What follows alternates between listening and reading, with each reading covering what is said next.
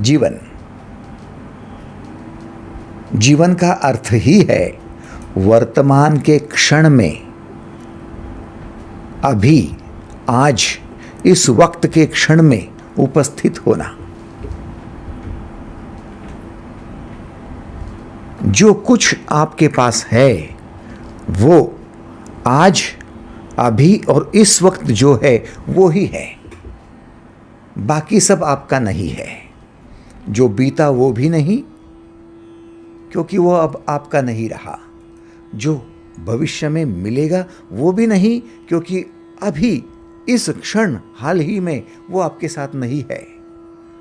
वर्तमान का क्षण आपका जीवन है, इसलिए आप वर्तमान के क्षण में जुड़ जाओ तो जीवन के साथ जुड़ोगे, और जीवन से जुड़ो तो वर्तमान में अपने आप पहुंच जाएंगे। बड़ी विशेष बात है। और हमसे दरअसल गलती क्या होती है, वर्तमान का क्षण छोड़कर हम या तो अतीत में भागते हैं या तो हम भविष्य के तारे बूनते रहते हैं। बस यही हमसे सबसे बड़ी गलती हो रही है, और इस गलती के चलते हम अशांत हो जाते हैं। और हमें तो पता है, अशांति का मार्ग कभी धर्म का मार्ग नहीं हो सकता। धर्म का मार्ग है शांति का मार्ग। धर्म का मार्ग है प्रगति और विकास का मार्ग। हम यदि खुद वर्तमान से जुड़े हैं तो हम प्राप्त परिस्थिति में जिस विषय का अभ्यास करना चाहते हैं उसमें फोकस कर पाएंगे, कंसंट्रेट कर पाएंगे। वर्तमान में जुड़े हैं तो हम अपने कर्म को व्यवस्थित रूप से हैंडल कर पाएंगे। स्वाभाविक है, हमारे कार्य का क्वालिटी बढ़ जाएगी। स्वाभाविक है कि हम अपने कार्य में सफलता पाएंगे, और सफलता के चलते आनंद होगा, आनंद के चलते शांति होगी, कीर्ति होगी, सब कुछ होगा। धर्म का रास्ता यदि चुनना है तो वर्तमान का रास्ता चुनना पड़ेगा, क्योंकि जीवन वर्तमान में खड़ा है। ढूंढो, मानव का दर्शन करो, माने खुद का दर्शन करो। क्या मैं अतीत से जुड़ा हूं या फिर मैं भविष्य के ताने बुन रहा हूं? दोनों पक्ष आपको अधर्म में ले जा रहे हैं, अशांति में ले जा रहे हैं। आपको शांति दिलवाने वाली है वर्तमान में उपस्थित होने की कला। आओ, आज हम अपने इस वर्तमान के स्थिति को जानने के लिए भगवान श्री के पास पहुंचते हैं। भगवद गीता के 3 अध्याय का महत्वपूर्ण 5वां श्लोक है। नहि कश्चित् क्षणमपि जातु तिष्ठत्य कर्मकृत कार्यते यावशः कर्म सर्वः प्रकृतिर्जैर्गुणे। हे अर्जुन, कोई भी मनुष्य किसी भी काल में क्षण भर भी बिना कार्य के नहीं रह पाएगा। चाहे बचपन हो, चाहे जवानी हो, चाहे बुढ़ापा हो, किसी भी काल में, और किसी भी क्षण में, फिर वो सुबह हो, दोपहर हो, रात्रि हो, किसी भी काल में और किसी भी क्षण में बिना कर्म के मनुष्य रह नहीं सकता। वो कुछ न कुछ कर्म करेगा ही करेगा। नहीं कश्चित् क्षणमपि जातु तिष्ठत्य कर्मकृत। ऐसा क्यों हो रहा है? क्योंकि समस्त मनुष्य प्रकृति द्वारा गुणों के अधीन है। प्रकृति द्वारा गुणों के अधीन है। कार्यते यावशः कर्म सर्वः प्रकृतिर्जैर्गुणे।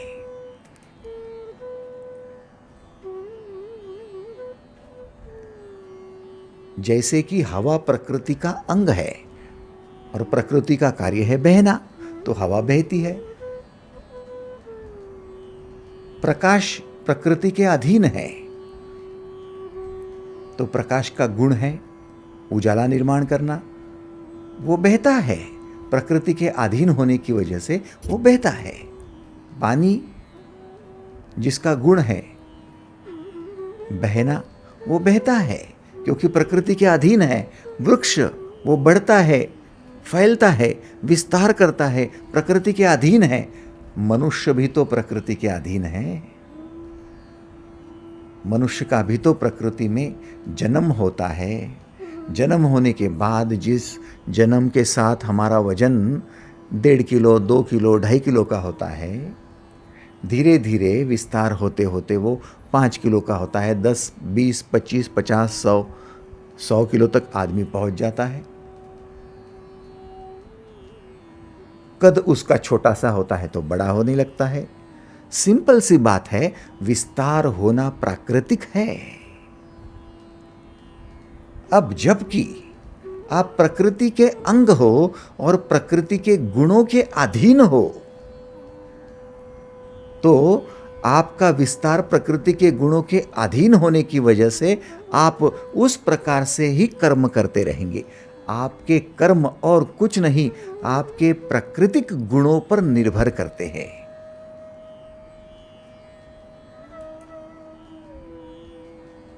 अब अन्य जीवों में और मनुष्य में क्या फर्क है? जैसे पेड़ होगा वो भी प्राकृतिक रूप से बढ़ रहा है, विस्तार कर रहा है। जैसे पशु होगा वो भी प्राकृतिक रूप से विस्तार कर रहा है, वो भी बढ़ रहा है। मनुष्य भी बढ़ रहा है, लेकिन फर्क ये है कि वृक्ष हो या फिर पशु हो, उनकी बुद्धि का विकास नहीं हुआ। उनके बुद्धि का विकास न होने की वजह से वे विशिष्ट मार्ग से ही बढ़ते हैं। लेकिन मनुष्य का बुद्धि का विकास होने के कारण मनुष्य विविध प्रकार के मार्ग से बढ़ता है।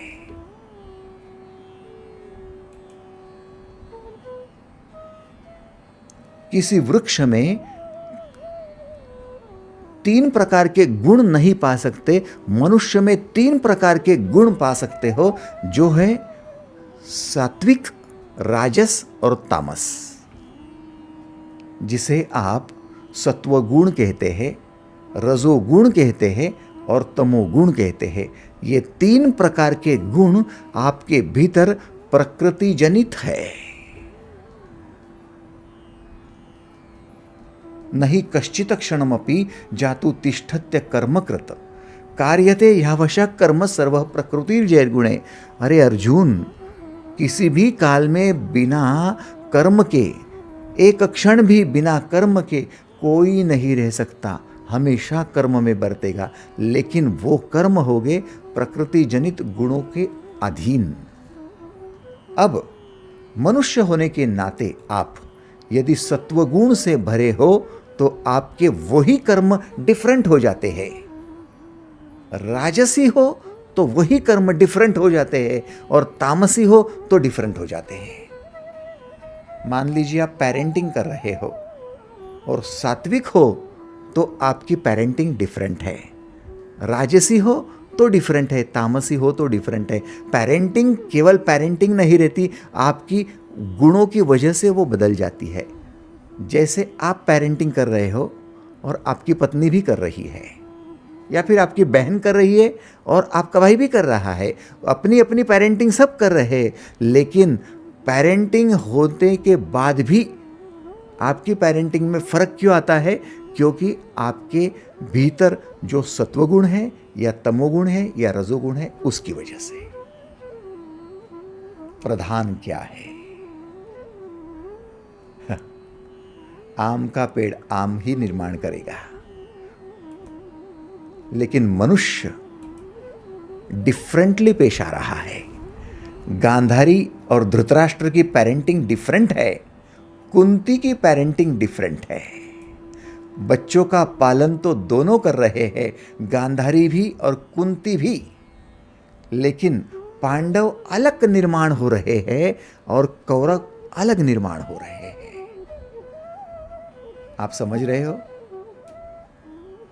आप गुणों के अधीन हो तो आपको जांचना पड़ेगा कि आपके भीतर किस प्रकार के गुण विशेष रूप से उभर रहे हैं, उसे गुण विशेष कहते हैं।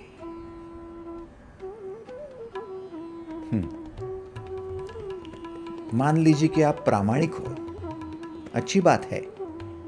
मान ले कि आपकी बहन भी प्रामाणिक है, आपका भाई भी प्रामाणिक है। मान ले कि आपकी पत्नी भी प्रामाणिक है, आपका दोस्त भी प्रामाणिक है तो दोनों प्रामाणिक, ईमानदार। लेकिन जो रजोगुण से भरा हुआ प्रामाणिक है और जो तमोगुण से भरा हुआ प्रामाणिक है और जो सत्वगुण से भरा हुआ प्रामाणिक है ना? अब ईमानदारी में भी 3 भाग हो गए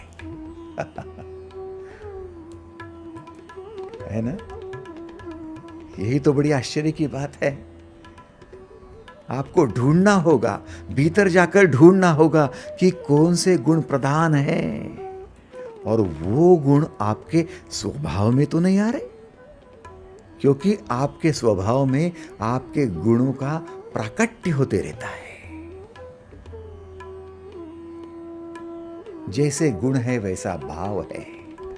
त्रिविधा भवती श्रद्धा देहिनाम सा स्वभावजा सात्विकी राजसी चैव तामसी चेति ताम शृणु। 17वें अध्याय का दूसरा श्लोक देखो।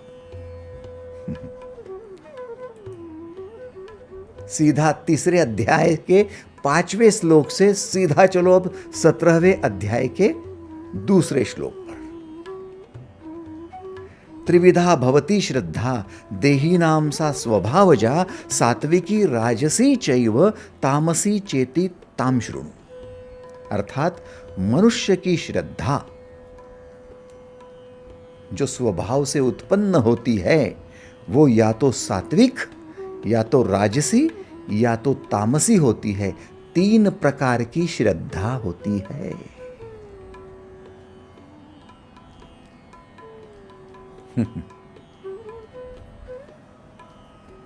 आप कहेंगे कि भाई ये श्रद्धावान व्यक्ति है, अच्छी बात है, श्रद्धावान हो आप, लेकिन आपकी श्रद्धा भी 3 प्रकार की है। उन 3 में से एक जगह आप हो, आपने अपना स्थान निश्चित किया है।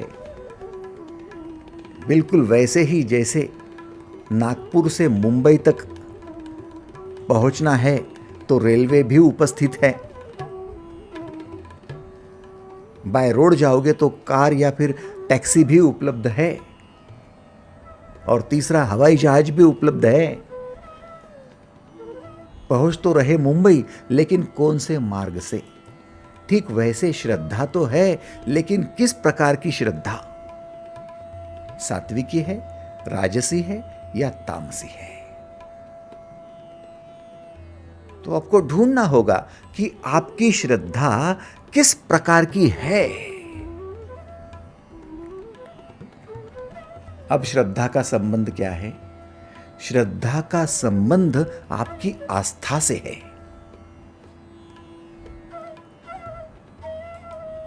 आप जिसमें श्रद्धा करते हो उसमें आस्था रखते हो, और जहां श्रद्धा है, जहां आस्था है, उसी का पूजन करते हो, उसी को फॉलो करते हो और उसी के पीछे जाते हो। आप ये न समझो कि श्रद्धा आपकी है तो आप मंदिर में पहुंच रहे हो। फिर भाई जो आतंकवादी है, आतंकी गुट के साथ में अपने प्राण तक न्योछावर करने जा रहा है, मानवीय बॉम्ब बनने तक को तैयार है, क्या उसकी श्रद्धा नहीं है? उसकी आस्था नहीं है?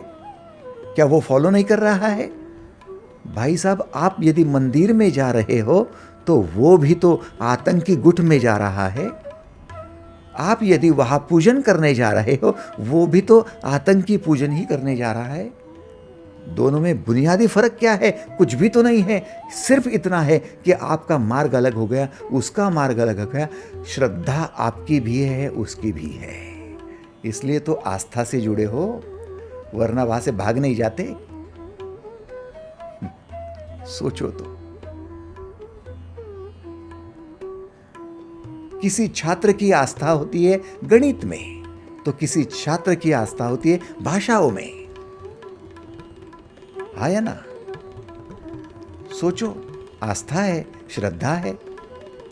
जहां श्रद्धा होती है वहीं पर इंटरेस्ट लिया जाता है, वहीं पर रुका जाता है, वहीं पर फॉलो किया जाता है, वहीं पर अपने जीवन को समर्पित किया जाता है। श्रद्धा महत्वपूर्ण है।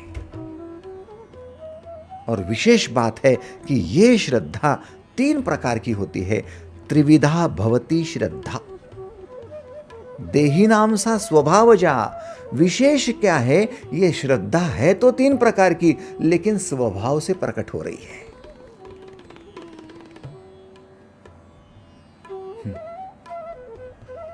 आप कहेंगे कि भाई मैं मेरी श्रद्धा बदल देता हूं। किसी व्यक्ति को लगता है कि मैं जुआ खाने जाता हूँ और उसकी वजह से बहुत पैसा हार गया हूँ, मेरी पत्नी, मेरे बच्चों को मैंने रास्ते पर लाकर खड़ा कर दिया, आज से मैं जुआ खेलना बंद कर दूंगा। रुक रुक, तेरी आस्था अचानक से ख़त्म नहीं होगी। मैं शराब पीने जाता हूँ, हर रोज़ शराब पीता हूँ, जिसकी वजह से मेरी लीवर खराब हो गए हैं, जिसकी वजह से मेरा पैसा बर्बाद हो चुका है, मेरा जीवन व्यर्थ हो जा रहा है, और मैं आज से शराब नहीं पीऊँगा। रुक, शराब न पीने की कसम खाने से शराब खाने जाना बंद नहीं कर सकेगा तू। जब तक तेरी श्रद्धा है, जब तक तेरी आस्था है, तब तक तू उसी का फॉलोअर है। तू बदल नहीं सकता। बदलने के लिए तुझे थोड़े और 2-4 सीढ़ियां नीचे उतर के ज्ञान बटोरना पड़ेगा कि ये श्रद्धा कहां से आ रही है। इसलिए तो लोग कसम पर कसम खाते हैं। पहली कसम, अब इसके साथ बात नहीं करूंगा। दूसरी कसम, अब इसका मुंह भी नहीं देखूंगा। तीसरी कसम, इसका चिंतन तक नहीं करूंगा। कसमें खाते जा रहे हैं, वादे निभाने के लिए आप परेशान हो रहे हो, लेकिन तीसरी कसम का मतलब है पहली 2 कसमें फेल हो चुकी है। तीसरी की जरूरत क्या थी? हाँ? समझ रहे हो? श्रद्धा एकदम से नहीं बदलेगी। एकदम से मंदिर जाना भी शुरू नहीं कर पाएंगे, एकदम से जुआ खेलना भी बंद नहीं कर पाओगे, शराब पीना भी बंद नहीं कर पाओगे, एकदम से झगड़ा करने की जो प्रवृत्ति वो भी नहीं बदल पाओगे। किसी की निंदा करने की आपको आदत लग गई है, एकदम से नहीं बदल पाओगे। अचानक तो कुछ नहीं होगा। ये दुनिया है मेरे भाई, ये दुनिया में हर चीज ग्रेजुअली होती है।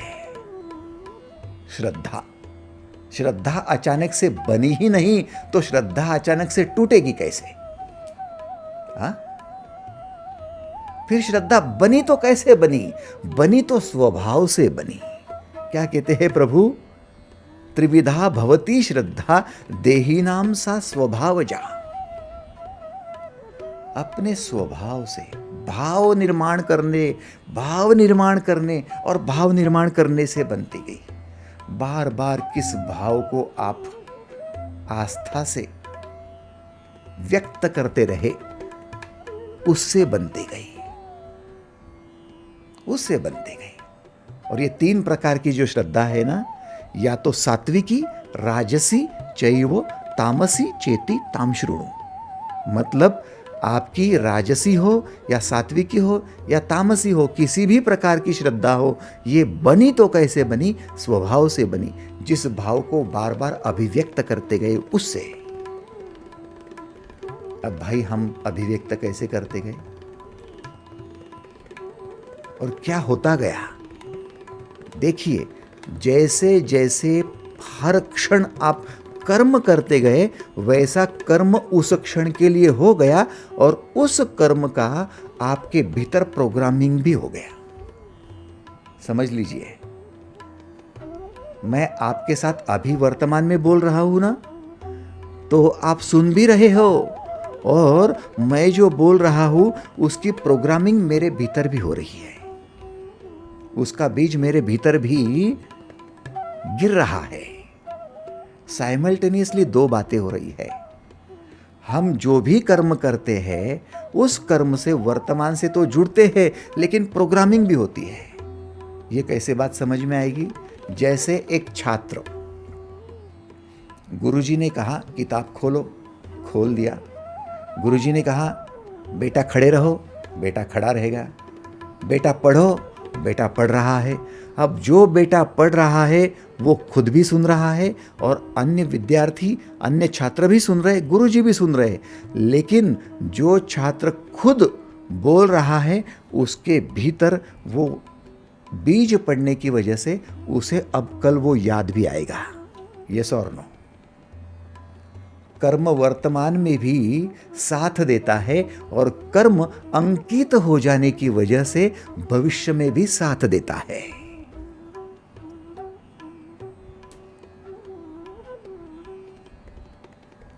जितनी बार ये बच्चा, ये छात्र उसी पाठ को पढ़ता जाएगा, उतनी उसकी रिवीजन होती जाएगी। रिवीजन का मतलब है रिवीजन। आपका विजन उतना क्लियर होता जाएगा कि ऐसा ही है। रिवीजन, आप समझ रहे हो? कर्म तो हो रहा है लेकिन विजन की क्लैरिटी आ रही है। ऐसा ही है। वो बच्चा जो पढ़ रहा है वो कहता ऐसा ही है, ऐसा ही है, because of programming. Bar bar programming हो रही है और भीतर जो प्रोग्रामिंग हो रही है ना, उसकी ब्रेन के न्यूरॉन्स में होती है। एक बार पढ़े तो एक न्यूरॉन सक्रिय हो जाता है, उसका स्टोरेज हो जाता है।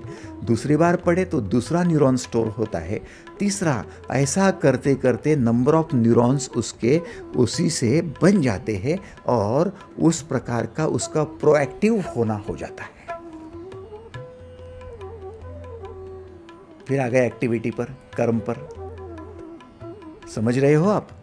तो आप जो कर्म करते हो वो कभी कभार नहीं करते, आप हर काल में, हर क्षण में करते हैं। नहीं कश्चित क्षणम अपनी जातु तिष्ठत्य कर्म कृत, हर क्षण कर्म कर रहा है। अब जो कर्म तू बार बार कर रहा है वो कर्म वर्तमान में भी साथ दे रहे और अंकित होने की वजह से उसी प्रकार का तेरा स्वभाव बन रहा है। उसे कहते हैं संचित कर्म। आपने नाम सुना होगा, संचित कर्म, प्रारब्ध कर्म और क्रियामाण कर्म। ये भारतीय अध्यात्म के 3 नाम हैं।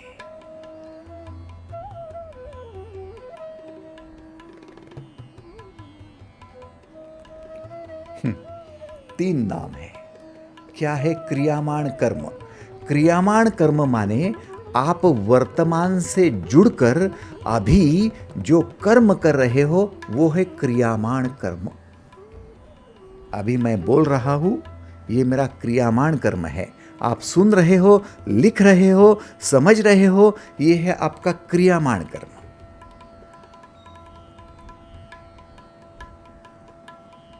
वर्तमान से जुड़ भी रहे हो और प्रोग्रामिंग में आप एंट्री भी कर रहे हो।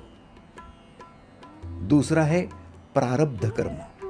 प्रारब्ध कर्म माने इस जीवन में जन्म से लेकर तो आज तक आपने जो न्यूरॉन सक्रिय कर लिए हैं, आपने अपने दिमाग के जितने न्यूरॉन सक्रिय कर दिए हैं और जितने कर्म आपने भीतर स्टोर कर लिए हैं और आप वो रिकॉल कर सकते हो, जरूरत पड़ने पर उनको आप याद कर सकते हो, रिवीजन किए हैं, ऐसे कर्म प्रारब्ध कर्म है। जन्म से आज तक के कर्म प्रारब्ध कर्म। अभी हाल ही में वर्तमान में कर रहे हो क्रियामाण कर्म। और इस जन्म से पहले पिछले अनेकों जन्म में जो आपने कर्म किए हैं वो सारे कर्म जो इकट्ठा गठरा बनकर आपके भीतर एकत्रित हुए हैं, वो है संचित कर्म। संचित कर्म वो आपके इस जीवन के न्यूरॉन से संबंधित नहीं है, वो आपके पोटेंशियल से संबंधित है, आपकी पोटेंशियल से, आपकी आत्मा के साथ जुड़े हुए पोटेंशियल से।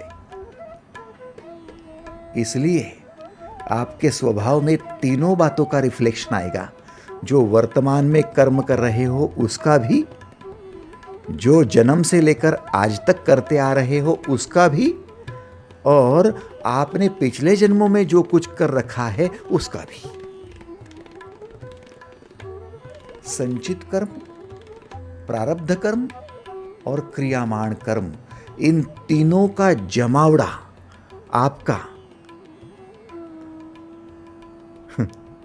आपका स्वभाव बनकर उभर रहा है।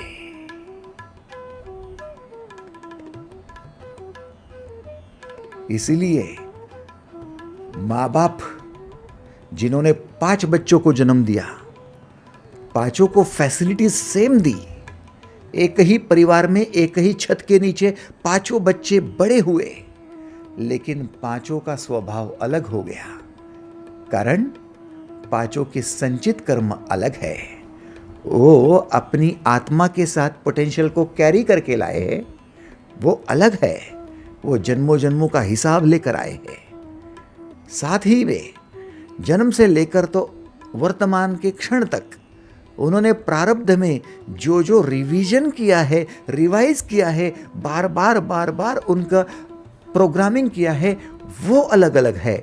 और जो क्रियामाण में समझकर अलग अलग कार्य कर रहे हैं वो भी अलग है। इसलिए सबके स्वभाव अलग है।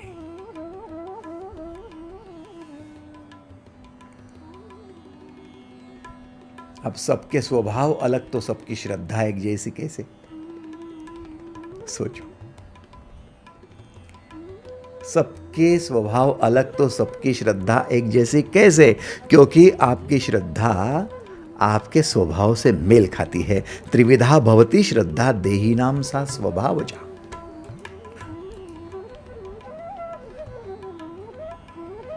आप सोचते हो कि एक ही काम मैं और मेरी बहू कर रही है, तो हम दोनों एक ही नजरिए से देखें, हम दोनों एक ही स्टाइल में उसे करें, हम दोनों एक ही प्रकार से उसको सादर हो। ये पॉसिबल नहीं होता, ये हमेशा पॉसिबल नहीं होता। कारण ये है कि क्रियामाण माने वर्तमान में जागरूक रहकर, वर्तमान में कॉन्शियसली या वर्तमान में जानबूझकर कोई कर्म थोड़ी देर के लिए कर भी लेवे, लेकिन जैसे ही उसका कॉन्शियस हट जाता है वो अपने प्रोग्रामिंग के अनुसार कार्य करना शुरू कर देता है। बड़ी आश्चर्य की बात है। मैं जानबूझकर आपके साथ शांति से बात भी कर लूं, लेकिन यदि मेरा स्वभाव क्रोधी स्वभाव है तो थोड़ी देर के बाद मेरा क्रोध तो उबल कर आएगा ही बाहर। एग्रीड और नॉट? मैं यदि मेरा प्रारब्ध यानी जन्म से लेकर संशयी प्रवृत्ति का हूं और संशय करता हूं, बार बार मैं संदेह करते रहता हूं, तो वो संदेह थोड़ी देर के बाद उभर कर आएगा ही आएगा। भले आपके साथ में कितनी भी मीठी बातें कर लूं, थोड़ी देर के बाद संदेह हो ही जाएगा। इसलिए तो पति पत्नी की बड़ी अड़चन होती है। पत्नी कहती है मैं इनको इतना समझाती हूं, मेरे माता पिता ने समझाया, इनके माता पिता ने समझाया, ऐसा कुछ भी नहीं है, फिर भी बार बार ये संदेह करते रहते हैं, परेशान रहते हैं, दुखी रहते हैं, क्योंकि दीदी आपके पति ने उस प्रकार की प्रोग्रामिंग कर रखी है और वो प्रोग्रामिंग के न्यूरॉन के एक्टिवेट होने की वजह से बार बार उसी कर्म करने के लिए प्रवृत्त होते हैं। वो गुणों के अधीन है। सात्विकी राजसी चैव तामसी चेती ताम शृणु। आप या तो सात्विक होगे, या तो राजसी होगे, या तो तामसी होगे। तीन में से एक तो होना है। आ गए अपने दर्शन पर, आ गए अपने आत्मनिरीक्षण पर। ढूंढो आप कहाँ हो, ढूंढो। यदि ढूंढने जाते हो तब पता चलता है कि हां, मेरी श्रद्धा सात्विक है। नहीं नहीं नहीं नहीं, था रुको रुको रुको, मेरी श्रद्धा राजसी है, मेरी श्रद्धा तामसी है। भाई साहब, हमें कैसे पता चलेगा कि हमारी श्रद्धा राजसी है या तामसी या सात्विक? विविध प्रकार के कर्मों को जांचने से आपको आपकी श्रद्धा स्पष्ट दिखाई देगी। पहली बात, आप किसका पूजन करते हो, माने किसे फॉलो करते हो? आपका पहला कर्म क्या होता है? किसी को पूजन करो या किसी को फॉलो करो, एक ही बात है। जिसकी तरफ अट्रैक्ट होते हो और जिसे बार बार फॉलो करते हो, जिसके फॉलोअर बनते हो, यह है आपका पहला कर्म। दूसरा कर्म क्या है? अन्न को ग्रहण करना। आप किस प्रकार का अन्न ग्रहण करते हो, उस पर आपकी श्रद्धा बनती है। तीसरा, आप किस प्रकार का यज्ञ करते हो, इस पर आपकी श्रद्धा बनती है। चौथा, आप किस प्रकार का तप करते हो, उस पर श्रद्धा बनती है। और फिर पांचवा, आप किस प्रकार का दान करते हो, उस पर आपकी श्रद्धा बनती है। आपके ये 5 कर्म है। पहला कर्म, आप पूजन किसका करते हो। दूसरा, आप अन्न ग्रहण क्या करते हो। तीसरा, कि आप यज्ञ क्या करते हो। फिर चौथा, आप तप क्या करते हो। और पांचवा, आप दान क्या करते हो। ये सारे शब्द आपके लिए अनोखे हो गए। भाई, ये तप समझ में नहीं आता, दान समझ में नहीं आता, यज्ञ समझ में नहीं आता। रुको, हम धीरे धीरे इसमें उतरेंगे। और इतना ही नहीं, तो आपको जिस भाषा में, जिस शब्दों में ये समझता है, उसको लेकर उतरेंगे। कोई चिंता की बात नहीं है। ये गीता हजारों साल से आज तक कितनी भाषाएं बदलती हुई, लेकिन गीता का ज्ञान वैसा का वैसा आज भी हमारे सबके लिए एप्लीकेबल है। चिंता न करो। आज शुरू तो हम पहली बात से करते हैं कि पूजन क्या है। आने वाली सत्रों में हम पूरे उतरेंगे, लेकिन शुरुआत हो रही है पूजन से। आप किसे फॉलो करने जा रहे हो? पूजन क्या है? 17वें अध्याय का चौथा श्लोक। 17वें अध्याय के चौथे श्लोक में प्रवेश करें। हमें जांचना है कि हमारी श्रद्धा सात्विकी है, राजसी है या फिर तामसी है, क्योंकि इसका संबंध हमारे स्वभाव से है। स्वभाव का संबंध कर्म से है और कर्म का संबंध धर्म या अधर्म से है। यदि कर्म सही है तो धर्म का रास्ता प्रशस्त है, और यदि कर्म गलत है तो फिर अधर्म हमारे हाथों से होना ही है। दुर्योधन चाहकर भी, कभी कभार चाहकर भी गलत रास्ते पर निकल जाता था, क्योंकि उसका स्वभाव ही वैसा बन गया था। वही तो आश्चर्य है। रावण अपने आप को बदलना चाहता भी होगा, लेकिन बदल नहीं पाया, क्योंकि स्वभाव ही वैसा हो गया था। लेकिन रावण का ही भाई विभीषण, उसने अपने आप को बदल दिया। थोड़ा सोचो। आपको सबसे पहले देखना होगा कि आप पूजन किसका कर रहे हो, आप फॉलो किसे करने जा रहे हो। 17वें अध्याय का चौथा श्लोक।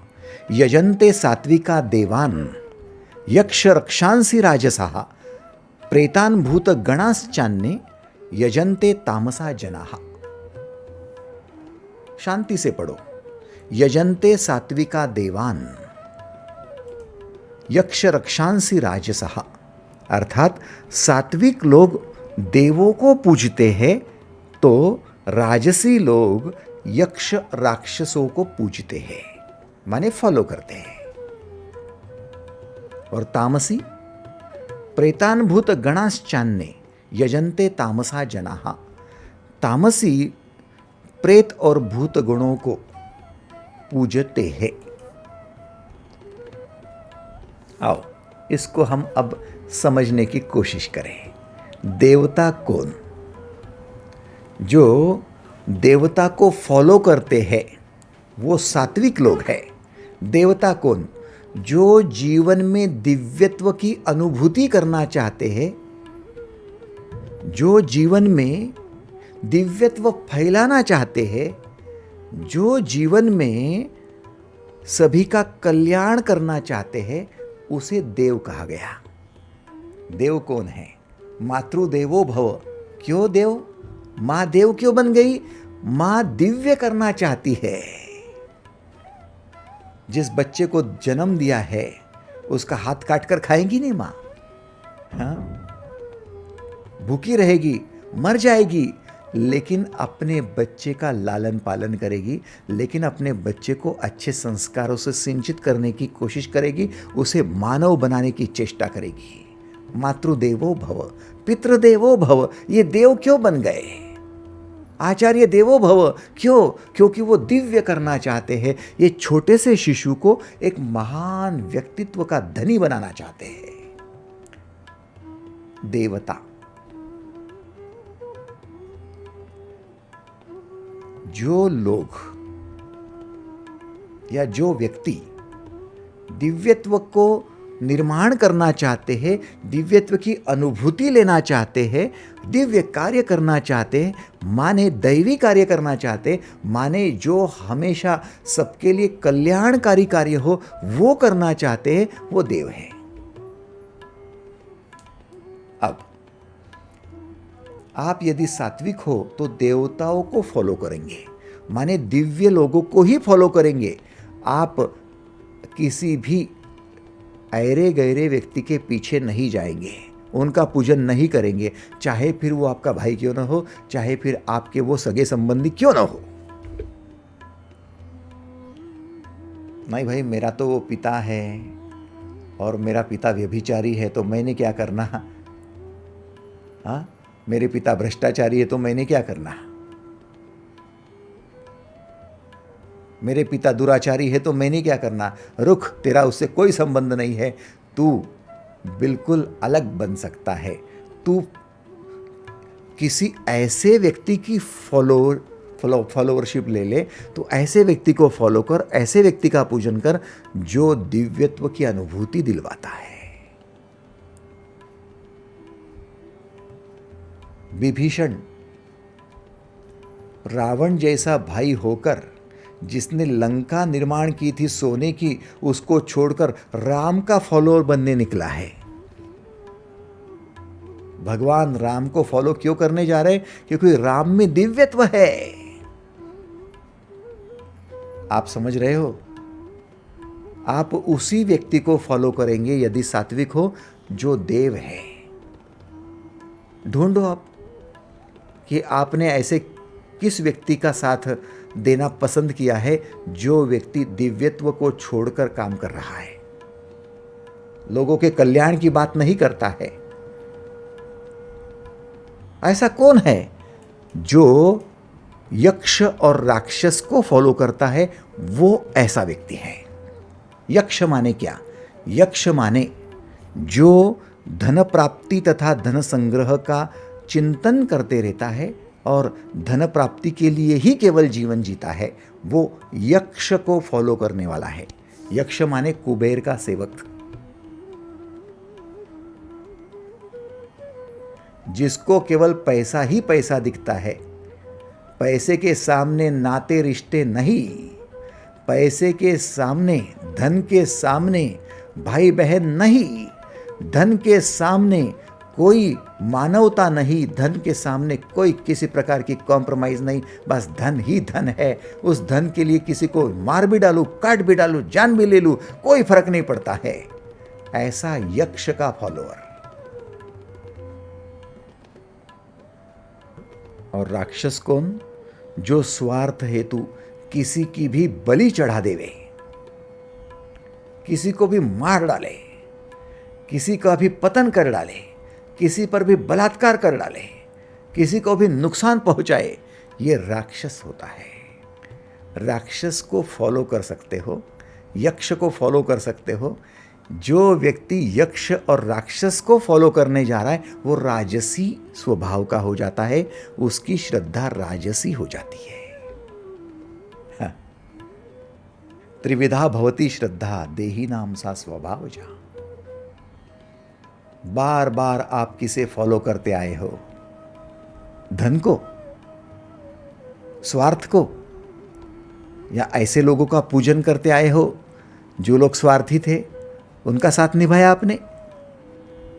जो धन के पीछे भागते रहे उनका साथ निभाया आपने? उनको फॉलो करते रहे आप, उनका गुणगान गाते रहे आप?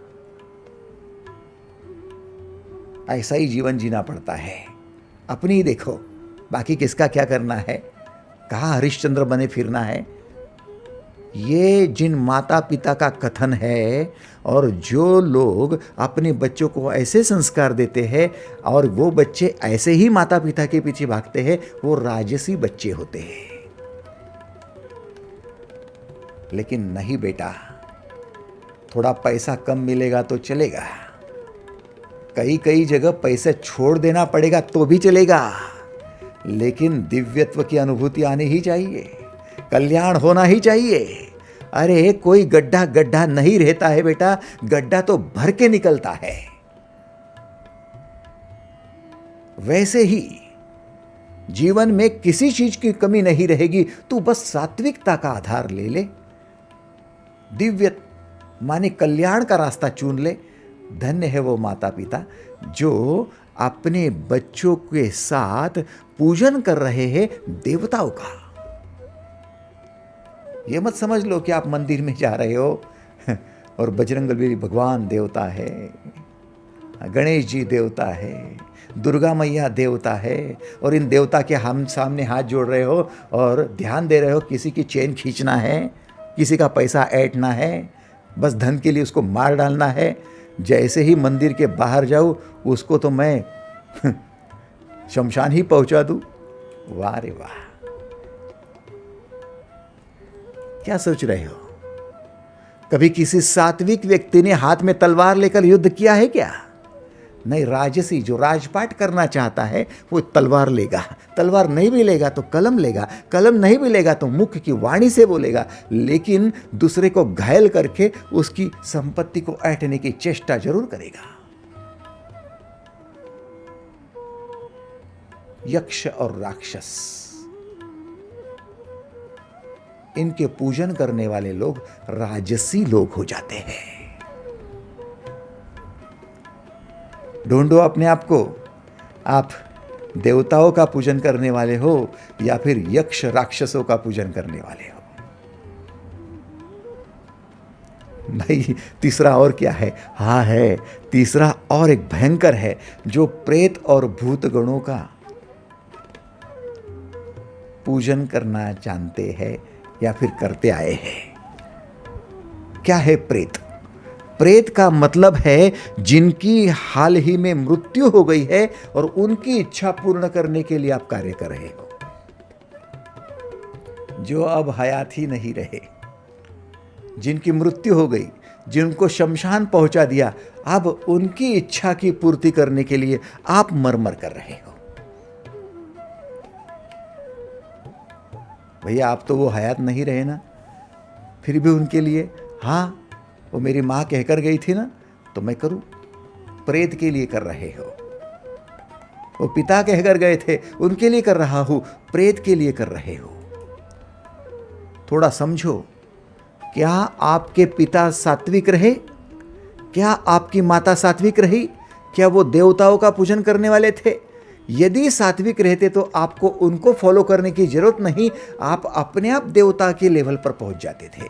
लेकिन प्रेत का मतलब है वो गलत प्रकार के व्यवहार कर रहे थे और उनकी धरोहर को लेकर आप आगे बढ़ रहे हो कि मेरे पिता ने तलवार चलाई तो मैं भी तलवार चलाऊंगा। अब वो नहीं रहे तो क्या हुआ? मेरे पिता ने कोर्ट में केस डाली थी, अब वो नहीं रहे तो क्या हुआ, लेकिन कोर्ट की केस को मैं आगे बढ़ाऊंगा। प्रेत का पूजन हो रहा है।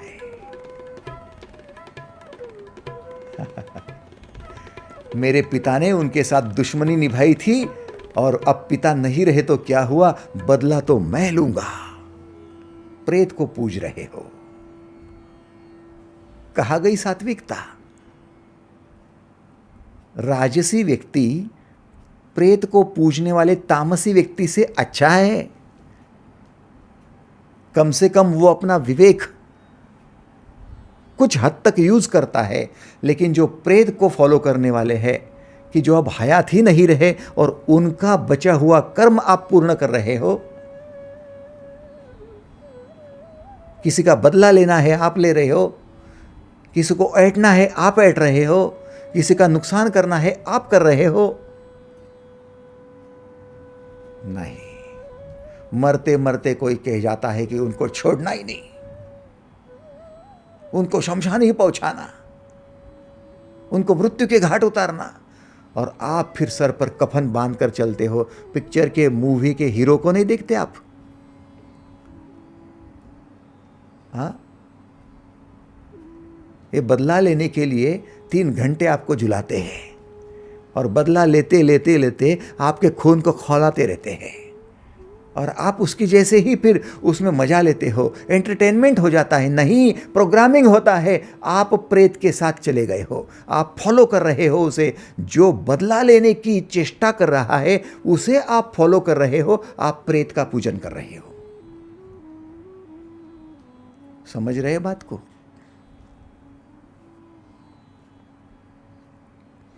बदला लेने की अपेक्षा से द्रौपदी ने महाभारत का युद्ध छेड़ने को कहा।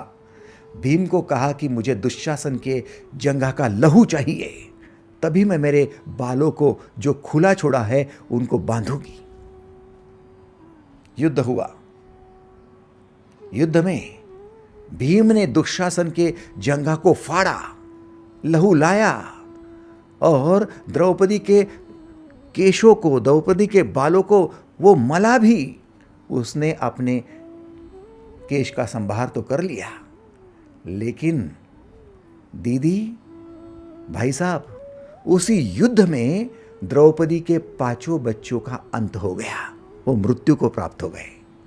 प्रेत को पूजने वाले, अर्थात जो मर गए हैं, उनका बदला हम लेंगे, इसके लिए सारा जीवन दांव पर लगाने वाले, ऐसी प्रोग्रामिंग करने वाले, ऐसे कर्म करने वाले, हर क्षण उसी का चिंतन करने वाले, वो तामसी स्वभाव के हो जाते हैं। तामसी स्वभाव। नहीं कश्चित क्षणमपि जातु तिष्ठत्य कर्मकृत कार्यते ह्यावशक कर्म सर्व प्रकृतिर्जय गुणे। ये मत सोचो कि किसी क्षण आपने कर्म के बिना रहना संभव है, इम्पॉसिबल। आप कर्म करेंगे ही करेंगे, या तो सात्विक, या तो राजसी, या तो फिर तामसी। या तो प्रेत को पूजेंगे, या तो फिर भूत गणों को पूजेंगे। भूत गण क्या है? जो बार बार आपका पीछा करते रहते हैं, वो भूत। जो आपकी पीठ नहीं छोड़ते, वो भूत। जो बार बार आप उसे देखकर भयभीत हो जाते हो, वो भूत। और वो भूत है आपका अतीत, आपका पास्ट। आप अपने पास्ट से डरते हो, भयभीत होते हो, क्योंकि पास्ट में आपने जो कुछ किया है उससे आपको डर लगता है। अतीत में जो कुछ आपसे घटा है, अतीत में आपने जो गलतियां की है, अतीत में आपने जो भोगा है, अतीत में आपने जो पाया है, उसको लेकर यदि आप बार बार चिंतन करते रहेंगे तो वर्तमान से हाथ धो बैठेंगे। अतीत में उसने मुझे डांटा, उसने लूटा, उसने काटा, उसने पीटा, ये सारी बातें आपको परेशान करती रहती है। आप भूत के पीछे भाग रहे हो वर्तमान को छोड़कर। तामसी हो गए,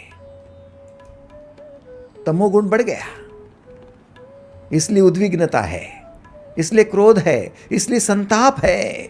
लेकिन वर्तमान में आओ, क्रियामाण कर्म करो, भूत का पीछा छूटेगा। आज अभी इसी वक्त प्रोग्रामिंग बदल दो, बदलेगी। वर्तमान में आना संभव है, हाँ है, हम होश में आकर करेंगे, थोड़ा तो बदलेगा। और बदलाव थोड़ा क्यों न हो, पहला कदम मंजिल तय करता है।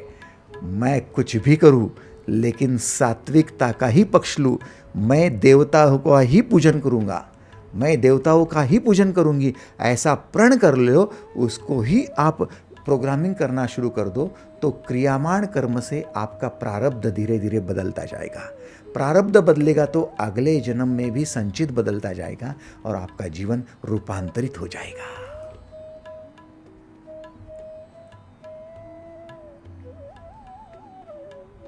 सबसे पहले खुद को ढूंढो कि आप तामसी हो पूजन के लिए, राजसी हो पूजन के लिए, या फिर सात्विक हो पूजन के लिए।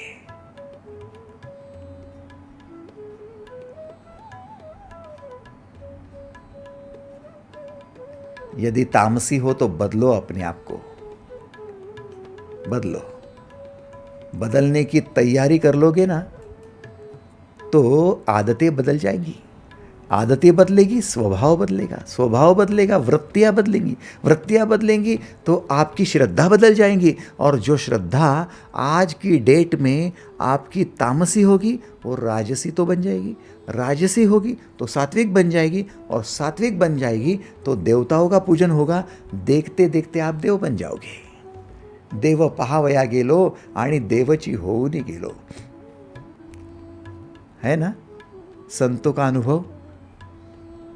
ऐसा तो नहीं कहा कि राक्षस पहावाया गेलो आणि देव होऊन गेलो, हाँ, प्रेत पहावया गेलो आणि देवची होऊन गेलो, ऐसा हुआ क्या?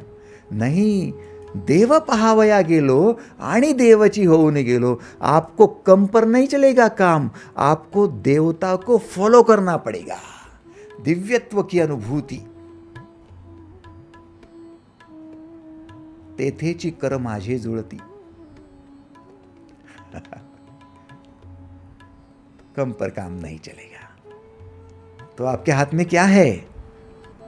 संचित कर्म है? नहीं, अब वो आपके नहीं रहे, अब वो प्रोग्रामिंग हो चुका है। प्रारब्ध वो भी आपके हाथ में नहीं रहा, फिर रहा क्या?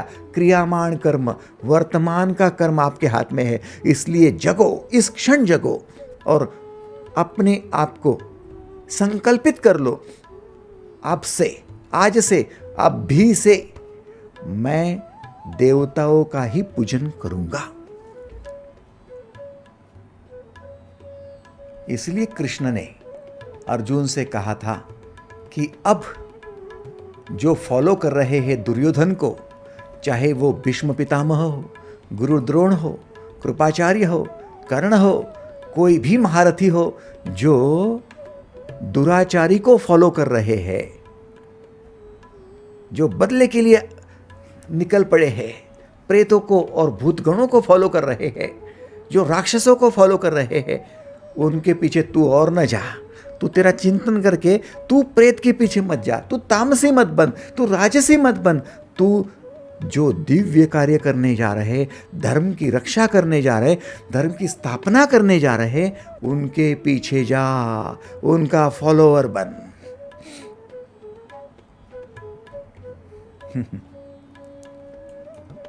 अब समझ में आया कि अर्जुन को कृष्ण किसको फॉलो करने से बचा रहा था और किसे फॉलो करने के लिए प्रवृत्त कर रहा था।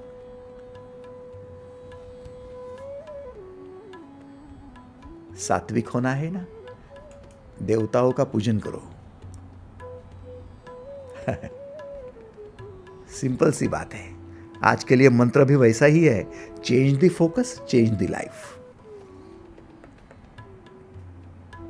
बस change the focus, change the life.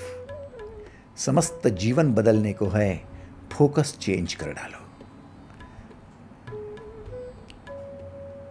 ऐसा कोई मित्र आपको मिलता है, ऐसे कोई गुरु आपको मिलते हैं, ऐसे कोई आपको कलीग्स मिलते हैं।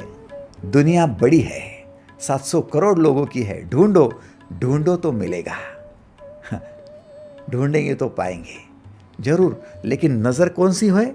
मुझे देवता ढूंढनी है, बस मुझे देवता ढूंढनी है। मैं ढूंढने जा रहा हूं, मैं देवताओं को ढूंढने जा रहा हूं। जहां जहां दिव्यत्व होगा, किसी के कल्याण का कार्य होगा, मैं वहां पर। किसी के मुंह में कोई पानी डाल रहा है, मैं उसको तुरंत अपना प्याला लेकर मैं भी वहां पहुंचूंगा। मैं तेरा फॉलोअर हूं, चाहे वो गरीब क्यों ना हो। कोई पेड़ लगा रहा है, कल्याण की बात कर रहा है, मैं वहां पर मेरे हाथ मिट्टी से भर दूं, लेकिन मैं भी पेड़ लगाऊं। मुझे दिव्यत्व की अनुभूति लेनी है, मैं देवताओं का पूजन करने वाला हूं। सोचो, अब्राहम लिंकन आज मीटिंग में लेट आए। सभी प्राइम मिनिस्टर को आश्चर्य हुआ, क्योंकि बड़े यूनिट की और सभी प्राइम मिनिस्टर्स की मीटिंग थी। बार बार घड़ी देख रहे थे। जैसे ही अब्राहम लिंकन पहुंचे,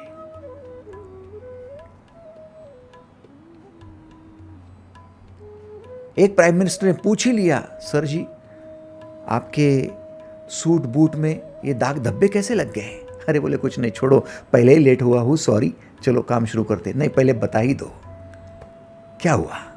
बोले कुछ नहीं, एक सुअर जिसको मैंने देखा ही वो गटर में फंसा हुआ है, तो मैंने कार रोकने को कहा। मैं उतरा तो सुअर को लगा पहले कि मुझे नुकसान पहुंचाएगा, इसलिए वो सब कीचड़ उछाल रहा था। लेकिन जब उसे पता चला कि नहीं मैं मदद करने आ रहा हूं, तो फिर उसने मुझे मदद करने दी। मैंने उसको बाहर निकाला। बोले धन्य हो आप। बोले कोई धन्यता नहीं है, मैंने सुअर को इसलिए बचाया कि मुझे रात्रि को नींद नहीं आती थी। यदि रात्रि को याद आती थी कि मैंने एक सुअर तक की जान नहीं बचाई है, तो मैं अमेरिका का राष्ट्राध्यक्ष कैसे बनूंगा? मैं लोगों की क्या जान बचाऊंगा? एक सुअर की जो जान नहीं बचा सकता, लोगों के कल्याण की बात कैसे सोचेगा? ये है देवताओं को फॉलो करने वाले, दिव्यत्व की अनुभूति लेने के लिए व्याकुलता निर्माण करने वाले, क्रियामान कर्म को अपने बदलने की इच्छा रखने वाले ऐसे सात्विक लोग। आपको सात्विकता का पक्ष लेना चाहिए।